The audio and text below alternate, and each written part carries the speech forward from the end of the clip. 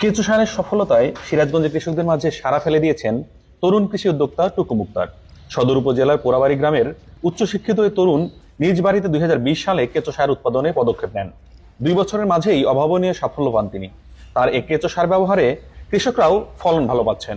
বেঙ্গল নিউজের আজকের আয়োজনে থাকছে টুকু মুক্তারের কেঁচো সার অর্থাৎ ভার্মি কম্পোস্ট উৎপাদনে সফলতার গল্প। টুকু মুক্তারের কৃষির সাথে আগ্রহ সম্পর্ক ছোটবেলা থেকেই। তাই তো সিরাজগঞ্জ ইসলামিয়া কলেজ থেকে মাস্টার্স সম্পন্ন করার পরেও কৃষিতেই তার মনোযোগ বেশি। তবে শিক্ষিত হওয়ায় রাসায়নিক সারের ক্ষতির দিক এবং জৈব সারের উপকারিতার কথা ভালোভাবেই জানা তার। জৈব সার ব্যবহার করে নিজে নানা সময়ে সবজি চাষ করে সফলতাও পেয়েছেন। সেখান থেকেই তার আগ্রহ জন্মায় জৈব সার উৎপাদনে। কিভাবে তা করবেন জানার চেষ্টায় প্রশিক্ষণ নেন, ধারণা নেন ইউটিউব থেকেও। আমি কৃষি ট্রেনিং দিয়ে মাত্র 3টি রিং দিয়ে, সরকারি 3টি রিং এবং 4টা টিনের চালা দিয়ে কোথাও প্রাথমিক অবস্থায় শুরু করেছিলাম। কিন্তু যখন আমি 3টা রিং দিয়ে এই ভার্মি কম্পোস্টের প্রযুক্তিটা শুরু করি, তখন আমার কাছে এই বিষয়টি এতটাই জটিল মনে হয়েছিল।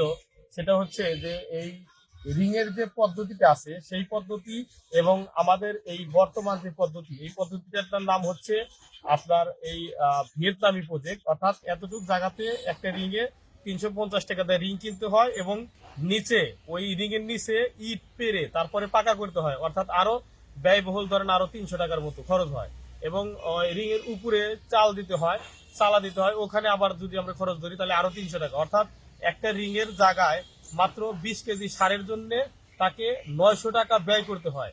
এবং আমরা যদি এই ভিয়েতনামি প্রযুক্তির সারের কথা বলি, তাহলে ওই রিং এর সম পরিমাণ যদি আমরা এই যে সার পেয়েছি, আমরা এখানে সার প্রস্তুত হয়ে গেছে, ওই এতটুকু রিং এর জায়গাতে আমরা ওই 20 কেজি সারই যদি পাই, তাহলে আমার খরচ হয়েছে 27 টাকার মতো খরচ। অর্থাৎ মাত্র 27 টাকার কাজ আপনি রিং এর তুলনায় যদি ধরি, বাংলাদেশের যে প্রযুক্তিতে সার তৈরি হয়, এই 27 টাকার জায়গায় তারা ব্যয় করতেছে প্রায় 900 থেকে 950 টাকা। টুকু মুক্তারের কেঁচো সার ব্যবহারে উপকার পাচ্ছেন কৃষকরা। ফলে স্বাভাবিকভাবে তারাও ঝুঁকছেন ভার্মি কম্পোস্টের দিকে।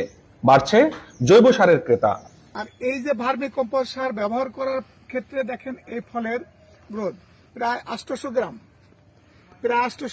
এই ফলটা হয়েছে। দেখেন এরকম যদি ভার্মি কম্পোস্ট সার ব্যবহার করলে আমার ফল যদি এরকম 800 গ্রাম না হোক, যদি 500 গ্রাম, 400 গ্রাম, 300 গ্রাম করে ফল হয়, তো কোনো খামারি লাভ ছাড়া লসের কোনো সম্ভাবনা নেই। টুকু মুক্তার কাছ থেকে ভার্মি কম্পোস্ট নিয়েছিলাম। আমার ড্রাগন বাগান আছে এবং ড্রাগনের জন্য ভার্মি কম্পোস্টটা সবচেয়ে উপযুক্ত।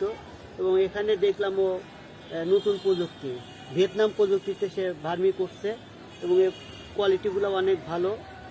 এই জন্যই আমি ওর কাছ থেকে কিছু সার নিয়েছি এবং আরও নেব। টুকু মুক্তারের এ সফলতায় খুশি সিরাজগঞ্জের কৃষি কর্মকর্তারাও। তারা মনে করছেন জৈব সারের ব্যবহার বাড়ানো গেলে মানুষের খাদ্য নিরাপত্তাও নিশ্চিত হবে। রিং পদ্ধতিতে যা করি তার সাথে বেড পদ্ধতিতে কিন্তু অনেক বেটার, কারণ এখানে কেঁচো এরিয়া বেশি পায়, যার কারণে কেঁচো বৃদ্ধির হারটা বেশি, সারটা বেশি দ্রুত হয়ে যায়। আর আসলে ভার্মি কম্পোস্ট আমরা যেটা বলি যে সকল সারের আধার হলো ভার্মি কম্পোস্ট। এখানে সকল সারের সেরা সার হলো ভার্মি কম্পোস্ট সার। এটা মূলত কেঁচো সারটা, গোবরটাকে খেয়ে তার যে মলটা, সেই মলটাই আসলে ভার্মি কম্পোস্ট আমরা বলি।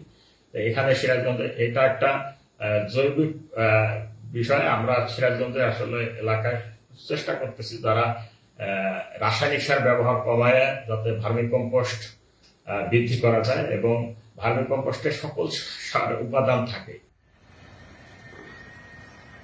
শাকিল আতিকুল, বেঙ্গল নিউজ 24।